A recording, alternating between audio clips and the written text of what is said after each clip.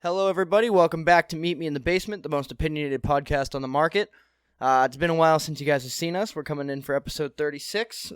We apologize for the absence. Things have been a little up in the air. We're not really sure what's going on with my co-host. As you might notice, I'm kind of here alone today. So like I said, we're kind of going through some growing pains. It is what it is. I decided to just kind of take the helm and grab the bull by the horns and just keep on going by myself until Glenn's available again. So hopefully you guys will see him soon. If not, this is how it's going to be for a while. But either way, we're keeping on strong. You know, we've come too far to kind of just stop. So, fuck that. They say podcasts, like most of them only make it to like episode 50. Or like, I think it's 90% of podcasts don't make it to episode 50. Today's 36. I'm making it to 50. I'm making it to 150. We're going to keep on going. Meet Me in the Basement is here to stay. So, sorry if you don't like it, but buckle up because it's going to be a long ride, fellas. It's going to be a long ride.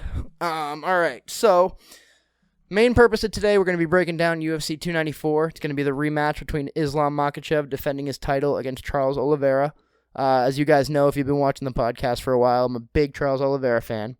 Du Bronx, the champ has a name, even though he's not the champ anymore. I think it's going to be a really good fight. I think it's going to be a little bit different than the last fight. We'll get into the specifics of it. I don't want to jump right in. Great fights on that card. Co-main event, we got Khamzat Chimaev. He's getting tested against Paulo Costa. I think this fight is a little bit hard to predict. I don't think Khamzat's fought anyone. I mean, obviously Gilbert Burns is at the level of Paulo Costa, probably even a little bit above, but he's a totally different size. Like, that fight with Gilbert Burns took place at welterweight, right? But Gilbert Burns fought at lightweight, dude. Like, Paulo Costa could never, ever, ever fight at 170 without losing a limb, let alone a weight class below that. Paulo Costa can barely fight at 185, to be honest with you. I mean, that dude is fucking giant. You see the photoshops of him. He's been sitting around with the Popeye arms.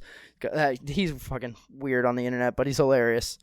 But anyways, like, it just kind of goes to show, like, you may be making a joke of it, but the dude is fucking giant, you know? Definitely not your average size middleweight, and Khamzat has...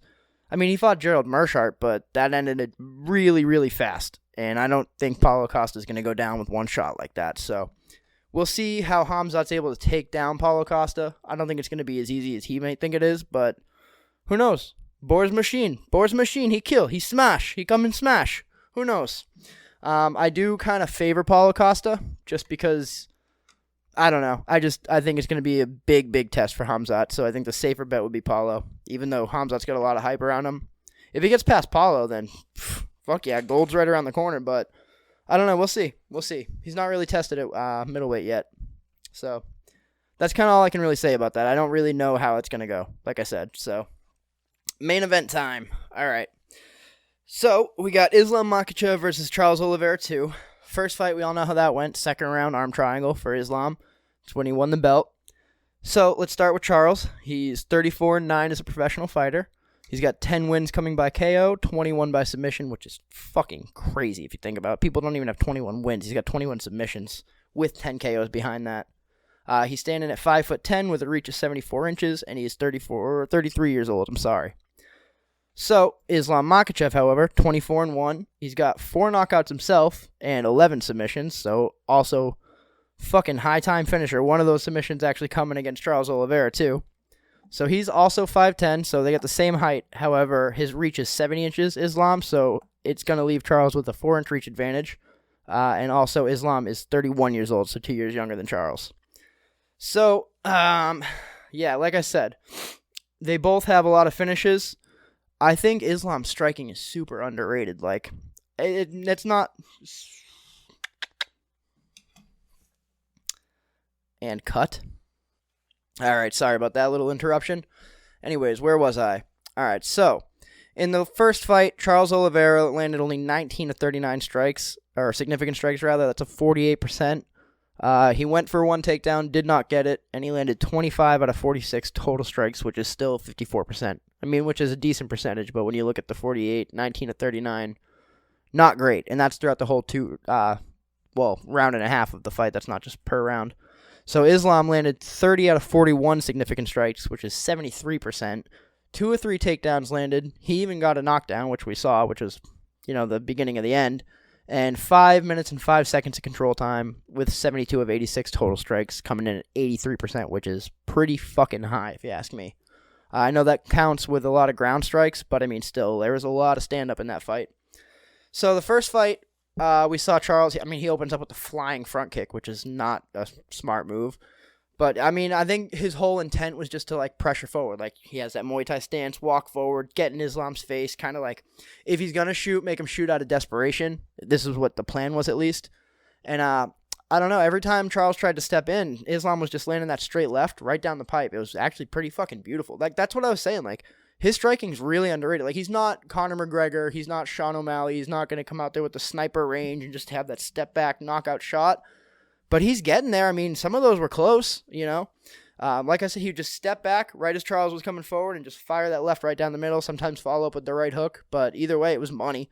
A bunch of times it was money. So Islam's got underrated striking. He's not just a wrestler. A lot of people want to say, oh, he's Khabib 2.0. He doesn't even wrestle the same as Khabib. Khabib would shoot doubles, shoot singles, and go dive at your ankle and grab you by the legs. That's not what Islam does at all. Islam is really more of a clinch guy. He grabs the upper body and then trips out your legs, or goes for the judo throw with the overhooks. In fact, we'll get to that. That's actually how he got Charles down a couple of times. But yeah, like I said, very underrated striking. He's got pretty good reaction time. He does tend to close his eyes and throw a little bit more, Islam, which isn't always good, but he's getting the right habits down. If he can continue to get better every fight in his striking, he's gonna be champion for a long time, to be honest with you. So Charles got to be careful of that. He can't just go walking in like he was in the first fight, because he's just going to keep getting cracked by that left hand every time. Charles has to find a way to feint and draw that left hand out of Islam first, and then pull back and counter. That's the only way he's going to get it done on the striking. Everyone knows DuBronx is one of the best submission artists. Like I said, he has 21 submission finishes in the UFC. That might be in his career in general, not just the UFC, so I apologize. Either way, great submission artist, but we saw in the first fight, Islam, when he got Charles to the ground the first time, he wasn't able to do anything off of his back. He tried. He was trying to go for that triangle, trying to maybe transition to armbar, but Islam was just too hip to it. He kept both arms in or both arms out, smashing ground and pound on the top. It really didn't leave Charles with a lot of options. It came to a point where Charles was really more just grabbing onto Islam and pulling him into his chest and trying to keep him from hitting him from the top, because he was kind of getting battered a little bit. So I want to talk about the takedowns a little bit too. What Islam did in the first fight for the takedown, the first one was kind of an accident if you look at it. They actually both step in on each other. They both step in at the same time, and because they're southpaw versus orthodox, they almost clash heads a little bit, but Islam's instinct just takes over at this point. You see him, he grabs the overhook, what was it, with the left hand? Yeah, he grabs his left side overhook, and then just turns him right down into a judo throw, ends up in full guard. He didn't quite get the legs involved like he likes to. It was really more of just an upper body throw, so that's why he ended up in guard instead of half guard or side control, which he likes. But either way, got him to the ground. Charles, like we said, tries to go for submissions. Couldn't really do it, but what happened is Islam had then passed to half guard, and as soon as that happened, you see Charles grab the wrist, pull out, and he goes deep under into half guard and starts entangling the legs, almost like he's going to threaten a leg lock. He's able to sweep, able to get towards the back, starts chasing the back of Islam, and they actually stand up. So Charles is able to get back up if he wants to. It doesn't look like he's going to be able to submit him off of his back very easily, but he can get back up if he's getting pressured. So that's one thing to look for Charles. Maybe get back up, get to the cage. But the problem was, they get to the cage, Charles lands a couple of really nice body knees, and Islam reciprocated a couple, but I think Islam was kind of doing that as bait. He's like, yeah, let's play this body knee game. Go ahead. Because he landed a couple, Charles. Islam landed one back. Islam fakes like he's going to throw another one, gets Charles to throw a knee, and as soon as Charles did that, boom, left overhook, steps that leg in, trips him out, throws him over the side, ends up in half guard this time on top with the cage right there.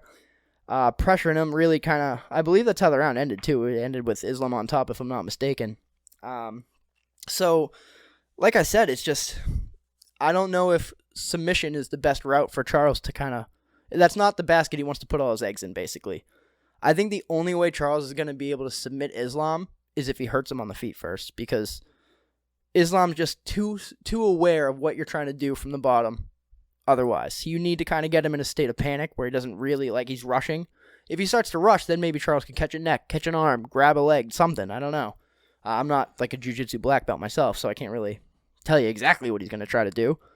But, I mean, like I said, he has to hurt him first. He can't just go in there and be like, oh, I'll be safe on the ground, because he will not. He's going to get pressured. He's going to get beat up. And if it doesn't end, he's going to get beat up for 5 rounds on the bottom. So, like I said, for Charles, what he needs to do, draw out that left hand to Islam, pull back, counter his counter, and hurt him on the feet if he's going to end up going to the ground. Or try not to. Because, like, Charles is the thing. Like, Charles gets hurt on the feet, and you'll see him get dropped. But he always relies on, like, people not wanting to chase him down. Islam's going to get right on top of him, and it's not going to be a problem for Islam. He's going to be able to stay on top of him the whole time. So, like I said, he has to really hurt Islam in order for him to pull off what he wants from his back. So, all right, let's get into the second round. Second round wasn't, I think, what did it go, like 2.5 minutes? So maybe half a round. We saw pretty much the same shit on the feet. Islam's really landing that step back, left hand, step back, left hand. Charles tried to put the pressure on him. He actually did pretty well. He started landing some teep kicks, started throwing more combinations instead of just coming in with one straight right as he was trying to enter into the pocket. He was like starting to throw right, hook, right. Unfortunately, he got a little too brazen with it. Threw that ill-fated flying knee and just... Can we just talk about how picture perfect that check right hook from Islam was? Because Charles goes up, hands are free. He pulls just out of range so the knee doesn't land, and boom, right hook. Oh, man. Put Charles right on his butt. As soon as he went down, Islam jumped on the neck, grabbed the arm triangle, and it was over from there. It's literally, I think you saw, I put the highlight reel in the beginning. As soon as Islam passed to side control, tapped immediately. So that's a lot of pressure. I mean, if you're tapping Charles Oliveira like that quickly, that means that's a tight squeeze right there. So, I don't know. I don't know how this fight's going to be any different than the last one. I'd like for it to be. I hope Charles comes out on top. Maybe they do a rubber match. I love Charles Oliveira. Nothing against Islam. He's a fucking awesome fighter. I just hyped him up for the last 12 minutes and 30 seconds. But, I mean, I'm a bigger fan of Charles for sure, but I have to pick the safe bet and go Islam. So, that's my bet. Islam Makhachev and still. I think that's going to wrap it up. I know this is a short episode. I'm getting used to doing this on my own. I hope you guys like it. I hope you like the video I included in the beginning. So if you do, drop a like, hit the subscribe button, help me out a little bit. Other than that, thank you for tuning in. Love you guys, and we'll see you on the next one. Thanks.